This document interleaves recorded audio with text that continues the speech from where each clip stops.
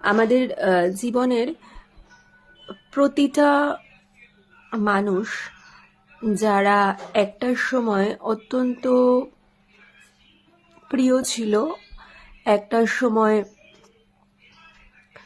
অত্যন্ত কাছের ছিল, যাদের সাথে আজকে কথা তো দূরের কথা, তাদের কথা মনে পড়লেও মনে হয় কেন মনে করছি, ভুল করছি।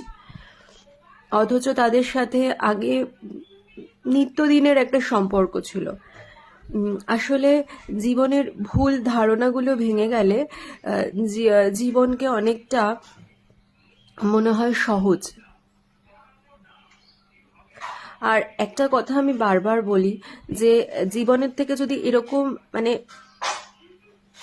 ভগবান, আমাদের যে মাদার ইউনিভার্স আছে, সুপার পাওয়ার আছে, উনি যদি আমাদের কাছ থেকে কিছু নিয়ে নেন, সেটা তোমার জন্য অবশ্যই ভালো।